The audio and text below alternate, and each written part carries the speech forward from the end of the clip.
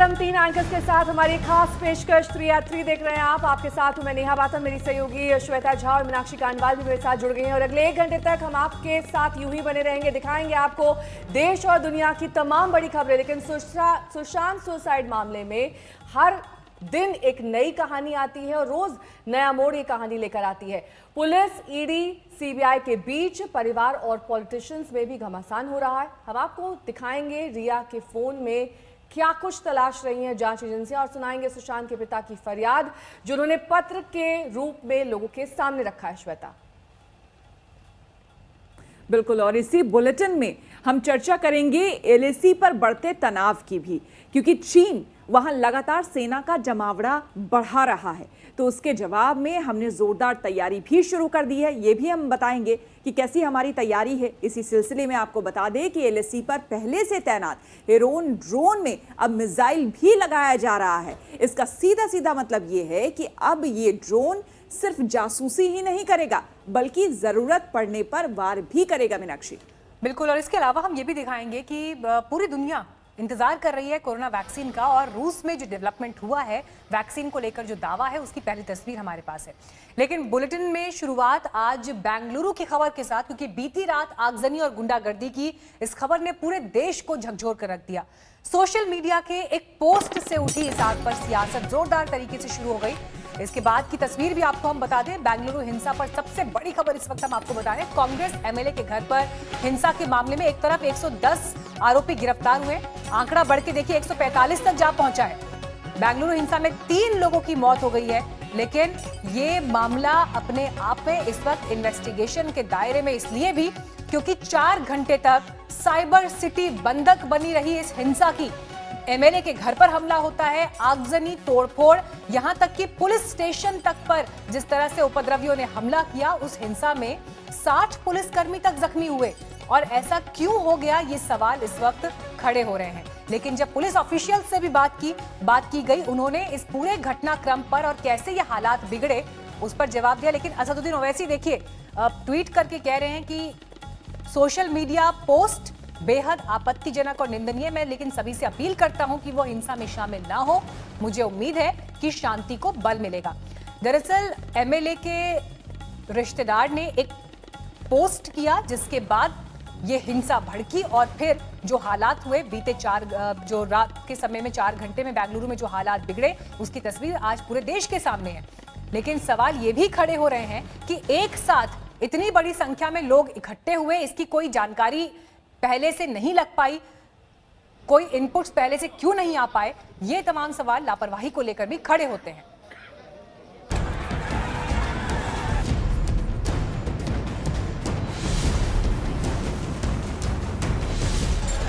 आगजनी, तोड़फोड़, पथराव, बर्बादी, सब कुछ रात के अंधेरे में हुआ और जब पांव फटा तो खौफनाक मंजर सामने आया।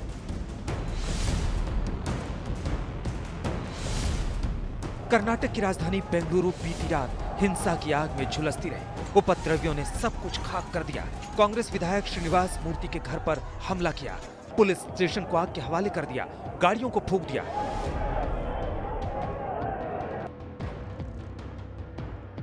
हिंसक झड़प की सीसीटीवी तस्वीर को देखिए, कैसे उपद्रवियों के हाथ में हथियार है और चेहरे पर गुस्सा। बेंगलुरु के जिस जेडी हल्ली थाने को निशाना बनाया गया, वहीं से ये तस्वीरें सामने आई हैं। थाने के अंदर सब कुछ तहस नहस हो गया। बेंगलुरु के इस हिंसा में social democratic party of India यानी एसडीपीआई के एक नेता को गिरफ्तार किया गया, जिसका नाम मुजम्मिल पाशा है। Right now the situation is completely under control. We have imposed curfew in 2 police station limits, that is KG Halli and DJ Halli. So these 2 places we have imposed curfew, and in the remaining city 144 section has been imposed.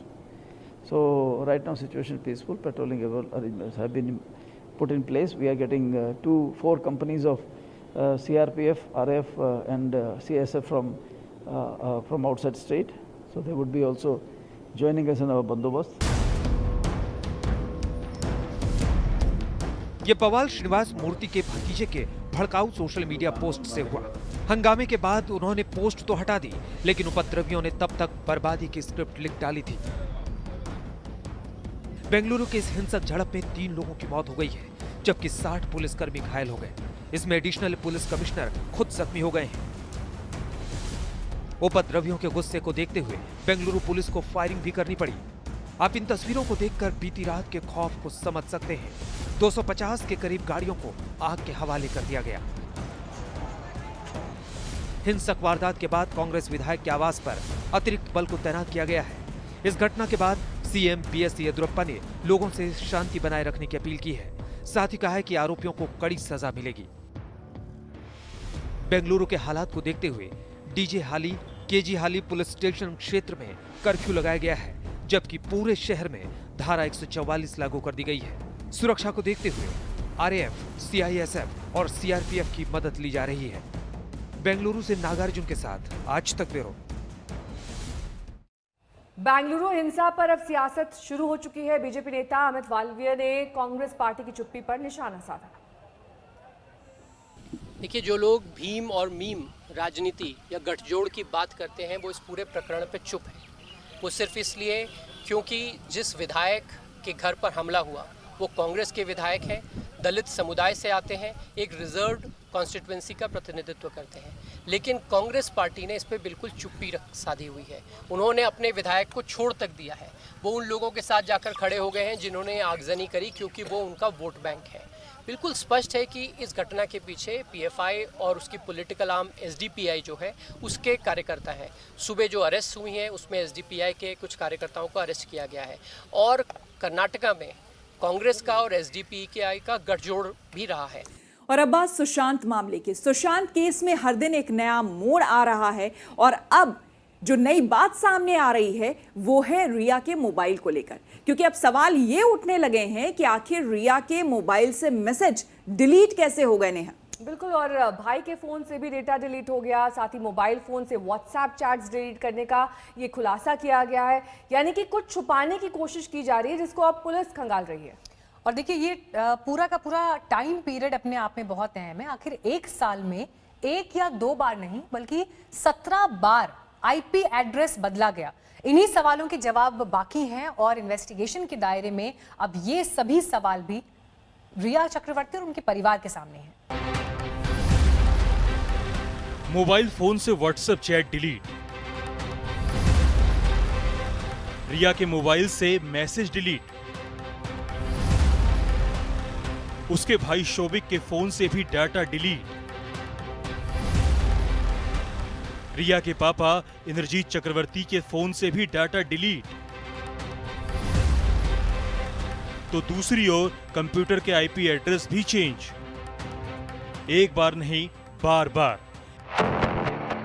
एक बार तो सुशांत की suicide से करीब हफ्ता भर पहले और एक बार इसी महीने आईपी एड्रेस बदला गया। जैसे जैसे जांच आगे बढ़ रही है, रोज नए नए सच सामने आते जा रहे हैं।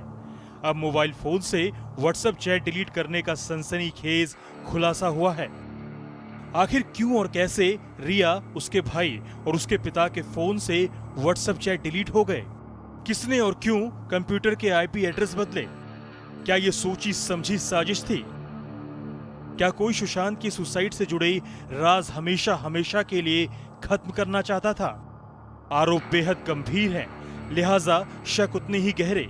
हर सवाल का सच जानने के लिए ईडी ने रिया, शोभिक और उसके पापा के मोबाइल फोन अपने कब्जे में ले लिए और करीब साल भर का पूरा डाटा रिट्रीव किया ताकि दूध का दूध, पानी का पानी हो सके। सुशांत केस में ही एक और चौंकाने वाला खुलासा हुआ है। विविधरेज रियलिटी एक्स नाम की सुशांत की जो कंपनी थी, उसके कंप्यूटर का आईपी एड्रेस भी चेंज किया गया, बार बार बदला गया।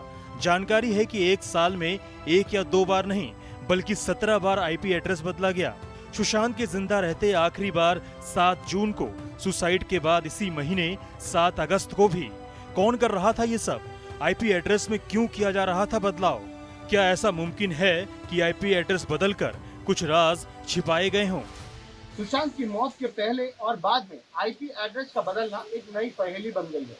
सूत्रों की माने तो इस बारे में जांच की जा रही है कि आईपी एड्रेस क्यों बदला गया, उसकी वजह और मकसद क्या था। ईडी लगातार सुशांत को जानने वालों से पूछताछ में जुटी है। उन्हीं में से एक नाम है श्रुति मोदी। सुशांत की पूर्व मैनेजर श्रुति मोदी ने ईडी के सामने मंगलवार को चौंकाने वाले बयान दिए। उसने बताया कि सुशांत के सभी फैसले रिया ही ले रही थी। जब से रिया सुशांत की जिंदगी में आई, वही सब कुछ तय करने लगी। चाहे वो फाइनेंस से जुड़ा फैसला हो या किसी प्रोजेक्ट का, हर मामले को रिया ही तय करती थी। श्रुति मोदी सुशांत की बिजनेस मैनेजर थी, लिहाजा ईडी उनसे कई दौर की पूछताछ कर चुकी है।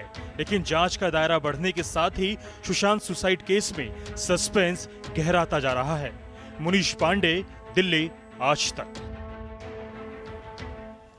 सुशांत की मौत की मिस्ट्री की जांच तो कई दिशाओं में बटी हुई है, लेकिन इस बीच परिवार ने अपना दर्द एक चिट्ठी लिखकर जाहिर किया। नेहा, और इस चिट्ठी में दरअसल इस परिवार की जिंदगी की जंग का पूरा ब्यौरा है। एक इशारा यह भी किया गया है कि मुंबई में सुशांत हनी ट्रैप गैंग का शिकार हुआ था। श्वेता। बिल्कुल, सुशांत के पिता की इस चिट्ठी को देखकर आप समझ जाएंगे कि एक पिता किस दर्द से गुजर रहा था। वो सुशांत के चरित्र हनन और परिवार पर लगातार जिस तरह के बेतुके हमले किए जा रहे हैं, जवाब सवाल किए जा रहे हैं, उससे किस तरह से किस हद तक आहत है। एक एक अल्फाज, एक एक शब्द दिल को कचोटने वाला, दर्द बयां करने वाला। ये दर्द है एक पिता का, उस शख्स का जो इंसाफ के लिए तड़प रहे हैं। बेटे सुशांत सिंह राजपूत के जाने के गम में टूट गए हैं।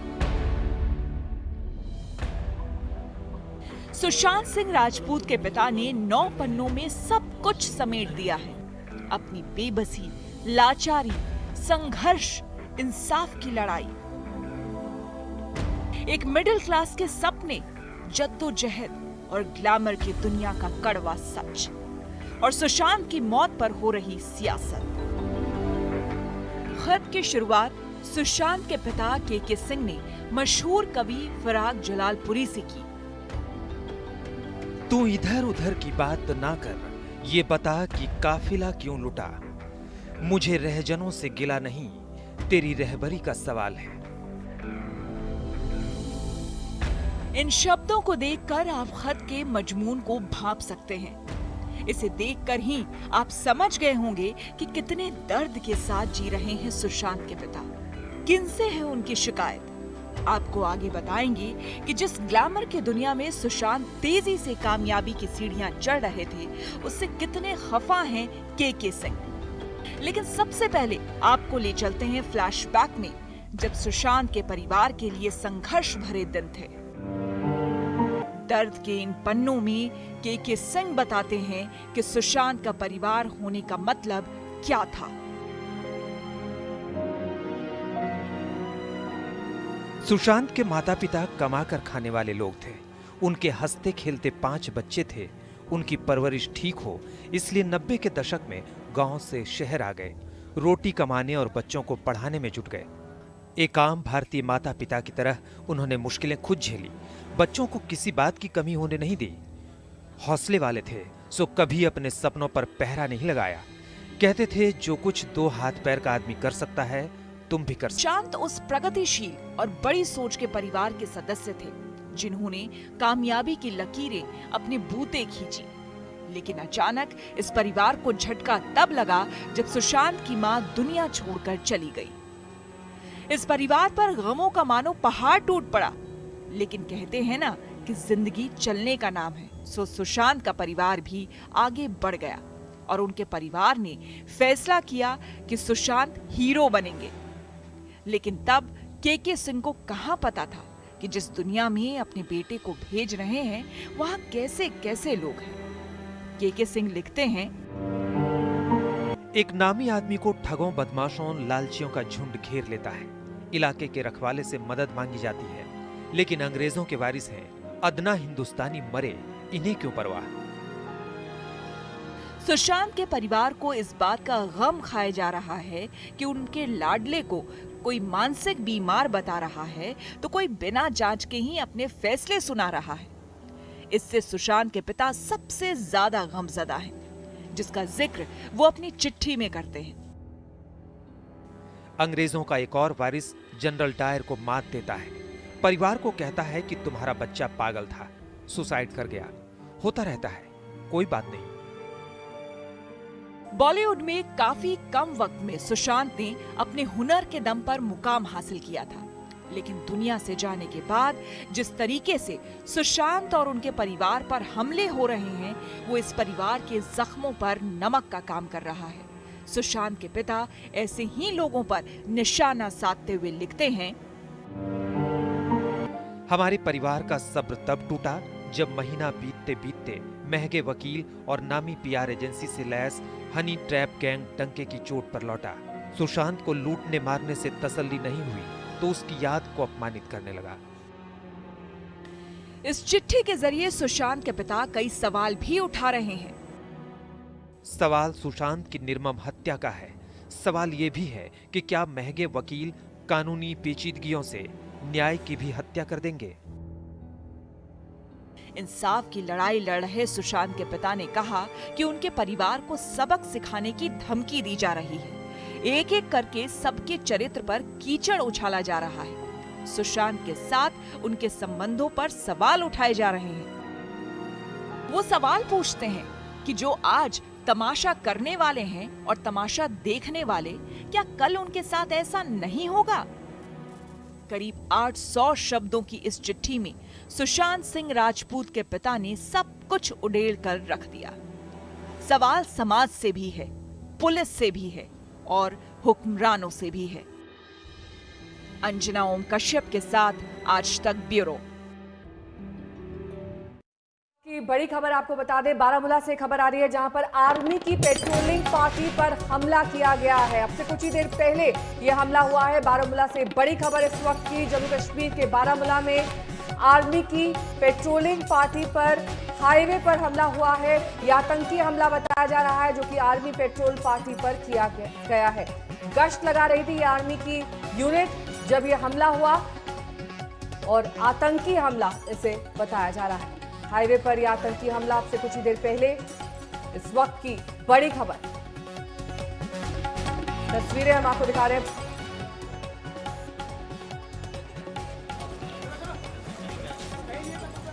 थ्री एट थ्री में एक बार फिर आपका स्वागत है और आपको बड़ी खबर एक बार फिर दे दें हम बारामूला से, जहां पर आतंकवादियों ने आर्मी की पेट्रोलिंग पार्टी पर हमला किया है। ये बड़ी खबर हमारे पास आ रही है।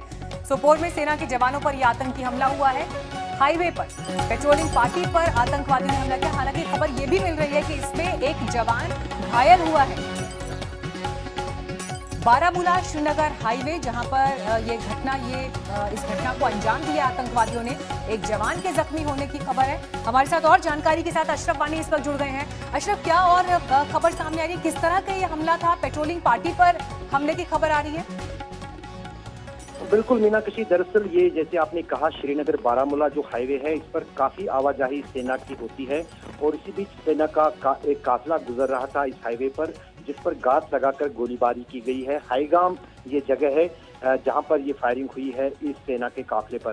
सेना का एक जवान इस हमले में घायल हुआ है और इस हमले के बाद पूरे इलाके की घेराबंदी जो है सेना और सुरक्षा बलों ने की है, क्योंकि इस सड़क पर पहले ही जो है जगह जगह पर सुरक्षा बल के जवान जो रोड पेट्रोलिंग पार्टीज होती हैं वो तैनात हैं, क्योंकि काफी महत्वपूर्ण सड़क है सुरक्षा के लिहाज से, इसलिए वहां पर सभी सुरक्षा दस्ते पहुंचे हैं और इलाके की घेराबंदी कर दी गई है। लेकिन माना जा रहा है कि शायद गात लगाकर जो आतंकी हमले के लिए आए थे वो फायरिंग करके वहां से फरार हुए, लेकिन उनकी खोज जारी है। आज दिन में ये दूसरा हमला है कश्मीर में। इससे पहले एक मुठभेड़ हुई थी पुलवामा जिले में, जहां पर सेना का एक जवान शहीद हुआ, एक मिलिटेंट मारा गया और उसके बाद ये आज दूसरी घटना है जो कश्मीर में घटी है। और सुरक्षा बलों ने पहले ही हाई अलर्ट पे पूरे कश्मीर को रखा है 15 अगस्त के चलते, और इस तरह की आशंकाएं हैं कि आने वाले दिनों में भी इस तरह के आतंकी हमले हो सकते हैं। अभी ये रूट बहाल हो सका है क्या? अशरफ, आपसे जानना चाहेंगे यहाँ पर कि ये जो घटना घटी है इसमें अशरफ आतंकियों के बारे में क्या बताया जा रहा है? लगभग कितनी संख्या में आतंकी थे और किस तरह का ये हमला जो है वो हुआ है? दरअसल जैसे मैंने आपको कहा कि ये जो सड़क है श्रीनगर बारामूला सड़क, क्योंकि जितनी भी नियंत्रण रेखा का इलाका है वो इसी सड़क के बाद आता है, चाहे कुपवाड़ा हो, बारामूला हो या फिर हंदवाड़ा हो। तो इसी सड़क से जो सेना की आवाजाही होती है इसी सड़क पर होती है। सेना कि ये टुकड़ी जो है इसी सड़क से गुजर रही थी जब इन पर गाद लगाकर हमला किया गया, गोलीबारी की गई, फायरिंग की गई। ये अभी तक पता नहीं चला है कि कितने आतंकी इस हमले में शामिल थे, लेकिन फिलहाल तलाशी अभियान जो है इलाके में चल रहा है। सड़क जो श्रीनगर बारामूला का हाईवे है उसको फिलहाल रोक दिया गया है आवाजाही के लिए, और यहाँ पर जो है तलाशी अभियान जो है आतंकियों की खोज के लिए सुरक्षा बलों ने शुरू कर दिया है। जी बिल्कुल, बहुत बहुत धन्यवाद आपका अशरफ तमाम जानकारी के लिए। तो आपको बता दें कि एक तरफ घाटी में आतंकियों के मंसूबों को सेना ने नाकाम कर दिया है, तो दूसरी ओर सेना ने ही चीन के मंसूबे को परास्त करने की अब ठान ली है। नेहा, चीन एलएसी पर अपने लड़ाकू विमानों की तैनाती बढ़ा रहा है। ये तैनाती चीन का डर दिखाती है। राफेल लड़ाकू विमानों के भारत आने के बाद से चीन ने इस तरह के नए चेंजेस किए हैं। खौफ का असर चीन की रणनीति पर नजर आ रहा है। हालांकि वो ये भूल गया है कि चाहे जितनी तैनाती हो जाए, लेकिन मंसूबे चीन के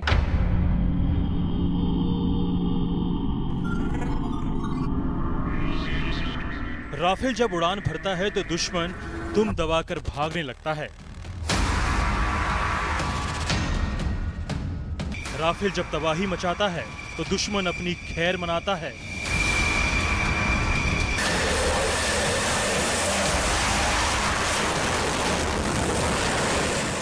ऐसा ही है हिंदुस्तान आया सुपर फाइटर राफेल।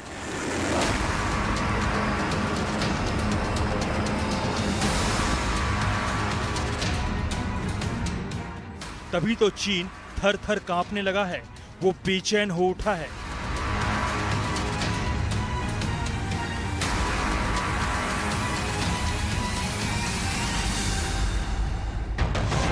राफेल की ताकत देखकर चीन पर आफत आ गई है। चीन घबरा गया है और वो सीमा पर जमावड़ा बढ़ा रहा है। अब उस डरपोक ड्रैगन की नई साजिश डिकोड हो रही है। चीन के पसीने छूट रहे हैं, साथ में आसमान पर है बेचैनी, नींद उचट गई है। राफेल का डर ड्रैगन के सीने में गहरा उतर आया है। छटपटाया चीन एलएसी पर लड़ाकू विमानों को लामबंद करने में लग गया है। खबर है कि एलएसी के नजदीक चीन के होतान एयरबेस पर जबरदस्त हलचल है। चीन यहां अपने लड़ाकू विमानों की तादाद तेजी से बढ़ा रहा है। हेतान एयरबेस एलएसी के सबसे करीब चीनी वायुसेना का महत्वपूर्ण ठिकाना है। 27 जुलाई को जब फ्रांस से राफेल भारत के लिए उड़े, उसी दिन बीजिंग में हरकत शुरू हो गई थी। इसके तुरंत बाद 28 जुलाई को चीन ने यहां आनन फानन में अपने फाइटर प्लेन तैनात कर दिए। चीन ने यहां 36 फाइटर जेट्स की तैनाती की है। फाइटर जेट्स में 24 J-11 बम वर्षक हैं, 6 J-8 फाइटर जेट्स हैं, 2 Y-8G ट्रांसपोर्ट प्लेन हैं, 2 Mi-17 हेलीकॉप्टर हैं। चीन ने काराकोरम के पास नॉर्थ ईस्ट में लगभग 200 किलोमीटर और पैंगोंग त्सो से करीब 400 किलोमीटर की दूरी पर होतान एयरबेस में 60 मीटर चौड़ा और 3300 मीटर लंबा रनवे बना रखा है, और ये पिछले 3 महीनों से काफ़ी ऑपरेशनल भी है। वैसे तो होतान सिविल और मिलिट्री दोनों के लिए उपयोग किया जाता है, लेकिन इस वक्त इसका मिलिट्री यूज ज़्यादा हो रहा है। लद्दाख में वो कितनी भी तैयारी कर ले, भारत की पहुंच और पकड़ का मुकाबला नहीं कर सकता। ये समझने के लिए चीन के एयरपोर्ट की लोकेशन को समझना होगा। दरअसल होतान के साथ साथ काशगर और नगरी गुड़गुसा जैसे उसके एयरपोर्ट करीब 11,000 फीट की ऊंचाई पर हैं। होतान एयरबेस की ऊंचाई ज्यादा होने की वजह से चीन की वायु शक्ति इस इलाके में भारत के मुकाबले कमजोर है। लेह से काशगर की दूरी 600 किलोमीटर है, होतान 390 किलोमीटर और गुड़गुसा 330 किलोमीटर दूर है। यानी यहाँ से उड़ान भरने वाले फाइटर प्लेन ऊंचाई की वजह से बहुत कारगर नहीं हैं। चीन के फाइटर जेट्स राफेल की तरह हवा में 12-12 घंटे नहीं उड़ सकते। राफेल उसके सारे प्लान फेल कर देगा। राफेल के साथ ही MiG-29K और सुखोई जैसे फाइटर जेट्स भी उतने ही घातक हैं। ऐसे में चीन का खौफ लाजमी है। मंजीत नेगी, दिल्ली, आज तक। राफेल की ताकत आप जान चुके। राफेल क्या कर सकता है ये दुश्मन अच्छी तरह से जानते हैं, और इसीलिए चीन जो है उसकी नींद इस वक्त उड़ी हुई है। ये तो भारत की सिर्फ एक तैयारी भर है, दूसरी तैयारियों से भी चीन बेचैन हो उठा है। नेहा, अब सेना के लिए जासूसी करने वाले हेरॉन ड्रोन सिर्फ जासूसी ही नहीं करेंगे बल्कि दुश्मन के इलाके में घुसकर वहां पर तबाही मचाएंगे। मीनाक्षी, पहले से लद्दाख में तैनात हेरॉन ड्रोन को हथियारों से लैस किया जा रहा है। सरकार ने इसकी इजाजत दे दी है। राफेल से कांपने वाला चीन जिद पकड़े हुए है कि वो एलएसी पर बना रहेगा, तभी तो अब तक वो फिंगर 5 और फिंगर 6 के बीच में जमा हुआ है, अपने सैनिकों को तैनात कर चुका है, आने वाली सर्दी के लिए टेंट लगा चुका है, पेंगोंग इलाके में बोट भी लगाए हैं। मतलब साफ है कि उसका इरादा ठीक नहीं है। वो चाहता है कि तनाव बना रहे, वो चाहता है कि एलएसी पर हालात नहीं सुधरे। हिंदुस्तान चीन के रग रग से वाकिफ है, तभी तो सेना अपनी तैयारियों में कोई कसर रखना नहीं चाहती। चीन को सबक सिखाने के लिए ही सेना ने एक बड़ा फैसला किया है। अब तक आपने सुना होगा कि हेरॉन दुश्मन पर नजर रखने वाला बेहतरीन यूएवी है, लेकिन अब ये जासूसी के साथ साथ दुश्मन को तबाह भी करेगा, उन पर बम बरसाएगा, मटियामेट करेगा। हिंदुस्तान ने तय किया है कि हेरॉन ड्रोन को अब हथियारों से लैस किया जाएगा। इरादा साफ है, चीन और पाकिस्तान जैसे दुश्मनों की हरकत पर नजर तो रखेंगे, जरूरत पड़ी तो उन पर बारूद की बारिश भी करेंगे। ये हेरॉन अब सेना के भरोसेमंद साथी बनेंगे। ज्यादातर सर्वेलेंस के तौर पे हम लोग इसको यूज कर रहे हैं, लेकिन अगर जो बातचीत अभी चल रही है कि इसको हम लोग अब वेपनाइज कर दें, तो वेपनाइज करने से इस प्लेटफॉर्म पर हम लोग एयर टू ग्राउंड मिसाइल्स डाल सकते हैं, प्रिसिजन गाइडेड एम्युनिशन डाल सकते हैं, और सबसे खास वाली बात कि air to ground anti tank missiles भी हम लोग इसमें फिट कर सकते हैं। इससे हम लोग की जो अटैकिंग कैपेबिलिटी है और जो क्षमता है वो बहुत ज्यादा बढ़ जाएगी। चीन के साथ चल रहे विवाद के बीच हिंदुस्तान का ये अहम फैसला है। रक्षा मंत्रालय ने भी हरी झंडी दिखा दी है। वैसे हेरॉन लद्दाख के फॉरवर्ड एरिया में पहले से इस्तेमाल किया जा रहा है। इजरायली हेरॉन ड्रोन जो भारतीय सेना अभी इस्तेमाल करती है, बहुत जल्द उनमें लड़ाकू क्षमता भी होने वाली है। इस तरह का निर्णय लिया गया है और चीन के साथ तनाव के चलते ये एक बहुत ज्यादा अहम फैसला माना जा रहा है, क्योंकि आने वाले दिनों में इन ड्रोन्स की बहुत जरूरत पड़ने वाली है चीन की गतिविधियों पर नजर रखने के लिए। एक दिन पहले ही रक्षा मंत्रालय ने दूसरा बड़ा फैसला किया। इसके तहत AK-203 अत्याधुनिक राइफल बनाने को लेकर कवायद तेज कर दी गई है। भारत रूस की साझा कोशिशों के तहत अमेठी में कंपनी बनाई जानी है। इसके रास्ते में जो भी अड़चने हैं वो खत्म करने के लिए अब कदम उठाए जाएंगे, ताकि जल्द से जल्द AK-203 राइफल का प्रोडक्शन किया जा सके। चीन विवाद के बीच सेना की ताकत बढ़ाने का ये अहम फैसला है। AK सीरीज की सबसे पावरफुल राइफल है AK-203। ये इतना घातक राइफल है कि इससे 1 मिनट में 600 गोलियां दुश्मन के सीने में उतारी जा सकती हैं। करीब 400 मीटर की दूरी तक अचूक निशाना लगाया जा सकता है। पिछले साल ही प्रधानमंत्री मोदी ने AK-203 के मैन्युफैक्चरिंग यूनिट की नींव रखी थी। अब उस प्रक्रिया को तेज किया जा रहा है। लगातार LAC और LOC पर दुश्मन हमेशा साजिश रचते रहे हैं। उन्हीं से निपटने के लिए सेना को अब मजबूत किया जा रहा है। 21 MiG-29 और 12 SUV-30 MKI के ऑर्डर तो पहले ही दिए जा चुके हैं, जो दुश्मन को पलक झपकते ही बर्बाद करने का मादा रखते हैं। अभिषेक भल्ला, दिल्ली, आज तक। चीन को लेकर एक नया खुलासा हुआ। ये खुलासा दरअसल 1000 करोड़ के हवाला कनेक्शन के जरिए हुआ है मीनाक्षी, और इसके बाद कई लोगों के होश उड़ गए। इस मामले में एक चीनी नागरिक को गिरफ्तार किया गया है जो फर्जी कंपनीज बनाकर लोगों को चूना लगा रहा था। भारत में चीन की सबसे बड़ी साजिश का खुलासा। फर्जी कंपनियों की आड़ में करोड़ों का घपला। दिल्ली समेत चीनी नागरिकों के 21 ठिकानों पर छापा। मनी लॉन्ड्रिंग के बड़े खेल का पर्दाफाश। एक तरफ चीन की फौज अपनी नापाक हरकतों से LAC पर तनाव पैदा कर रही है, दूसरी तरफ कारोबार की आड़ में दिल्ली में चीनी नागरिकों के घोटाले का बड़ा खुलासा हुआ है। ये घपला इतना बड़ा है कि रकम 1000 करोड़ के पार जा सकती है। आयकर विभाग ने चीनी कंपनियों और हवाला नेटवर्क की सांठगांठ का पर्दाफाश किया है। खुफिया एजेंसियों की जानकारी पर आयकर विभाग ने दिल्ली, गाजियाबाद और गुरुग्राम में चीनी नागरिकों के 21 ठिकानों पर छापा मारा। अब तक आयकर विभाग ने 300 करोड़ के हवाला लेन देन का पता लगाया है, लेकिन आयकर विभाग के सूत्रों के मुताबिक ये रकम 1000 करोड़ से कहीं ज्यादा हो सकती है। वेल ऑयल्ड मशीनरी है, एक बड़ी कॉन्स्पिरेसी है, इसकी बात तो सामने आ ही रही है, लेकिन ये सिर्फ सतह पे है। इसके नीचे जो टिप ऑफ द आइसबर्ग हम कहते हैं वही अभी तक सामने आया है। जांच एजेंसियों का कहना है कि अब आगे आगे काफ़ी कुछ और निकल कर आएगा और उन बड़ी चाइनीज़ कंपनीज का नाम आएगा जो कि इस मोडस ऑपरेंडी को इस्तेमाल कर रही थी। चीनी नागरिकों पर छापे की जानकारी सीबीडीटी ने एक प्रेस रिलीज के जरिए दी। सीबीडीटी के मुताबिक सर्च ऑपरेशन से खुलासा हुआ है कि इन चीनी नागरिकों ने फर्जी कंपनियों के नाम से 40 से ज्यादा बैंकों में खाते खोले हैं। एक समय अवधि में 1000 करोड़ रुपए से ज्यादा क्रेडिट एंट्री की गई है। चीनी कंपनी के सब्सिडरी और इससे जुड़े लोगों ने फर्जी कंपनियों से भारत में रिटेल शोरूम व्यवसाय शुरू करने के लिए 100 करोड़ से अधिक फर्जी अग्रिम भुगतान लिया। लेन देन में हांगकांग और यूएस डॉलर का इस्तेमाल हुआ था।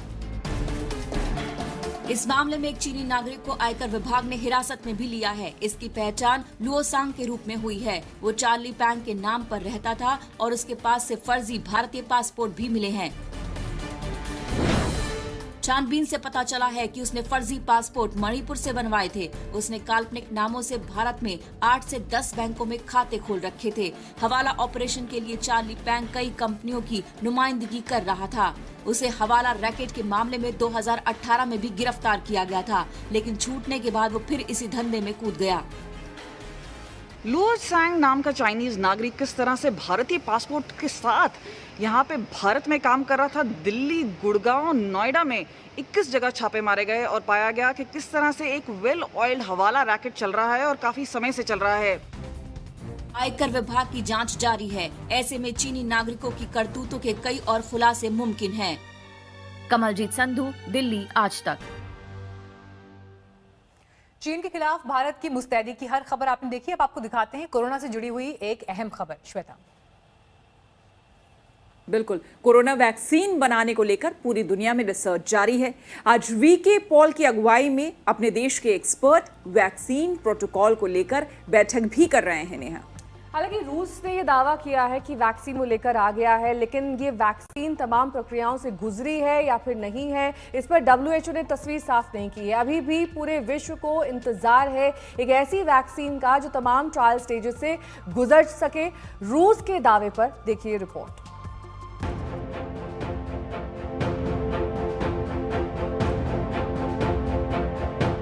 चीन झूठे दावे करता रहा, रूस कामयाब हो गया। चीन हाथ पांव मारता रहा, रूस ने वैक्सीन बना ली। कोरोना फैलाने वाले चीन के दावे का निकला दम। चीन की एक और हार, कोरोना की वैक्सीन तैयार। ये चीन को तिलमिला देने वाली तस्वीरें हैं। बड़ी बड़ी बातें करने वाला चीन पीछे रह गया। कोरोना वैक्सीन सबसे पहले बना लेने की उसकी कोशिश आधे रास्ते में ही अटक गई। चीन देखता रह गया और रूस वैक्सीन बनाने में बाजी मार ले गया। राष्ट्रपति पुतिन ने दुनिया को दिल खुश करने वाली खबर दी। Насколько мне известно, сегодня утром впервые в мире зарегистрирована вакцина против новой коронавирусной инфекции. Я в этой связи хочу попросить министра здравоохранения Мурашко Михаила Альбертовича проинформировать нас поподробнее, хотя знаю, что она работает достаточно эффективно.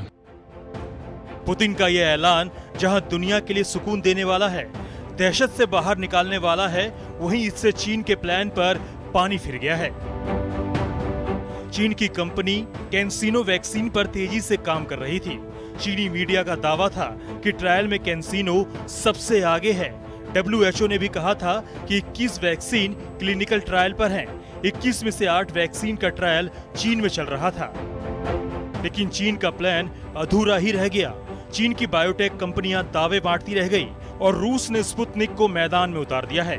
हालांकि चीन परस्त विश्व स्वास्थ्य संगठन के वैक्सीन को लेकर आशंकाएं हैं। Just say that we are in a close contact with the Russian health authorities and discussions are ongoing with respect to possible WHO pre-qualification. of the vaccine. But again, pre-qualification of any vaccine includes the rigorous review and assessment of all required safety and efficacy data. The question is, have you seen anything at this point that gives you a high degree of confidence that the Wuhan Institute of Virology was the origin of this virus? Yes, I have. Yes, I have. And what gives you a high degree of confidence that this originated from the Wuhan Institute of Virology? I can't tell you that. I'm not allowed to tell you that. इसमें कोई शक नहीं कि दुनिया को corona के खतरे में धकेलने वाला चीन ही है। उसने कोरोना को लेकर सच दुनिया से छिपाया और फिर सबसे पहले वैक्सीन बनाकर कमाई करने की कोशिश में भी लगा था। यहाँ तक कि उस पर वैक्सीन का डेटा चुराने का इल्जाम भी लगा। अमेरिका की मॉडर्ना कंपनी कोरोना वायरस पर सबसे तेजी से काम कर रही थी और इसी को चीनी हैकर्स ने निशाने पर लिया था, लेकिन चीन की एक भी नहीं चली। ब्यूरो रिपोर्ट, आज तक। और अब बात जन्माष्टमी की। जी हाँ, पूरे देश में जन्माष्टमी का उत्सव धूमधाम से मनाया जा रहा है। कई जगहों पर कल रात ही कृष्ण का जन्मोत्सव मनाया गया, लेकिन आपको बता दें वृंदावन मथुरा में आज ये जन्मोत्सव मनाया जा रहा है।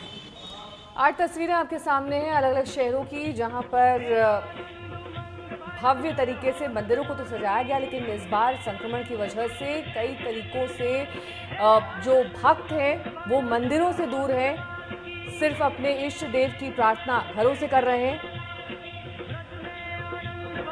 नमस्कार, मैं हूं अंजना ओम कश्यप। हमें उम्मीद है ये वीडियो आपको पसंद आया होगा। लेटेस्ट खबरों के लिए यूं ही देखते रहिए आज तक, और इस वीडियो के पसंद आने पर लाइक, शेयर एंड सब्सक्राइब करना ना भूलें।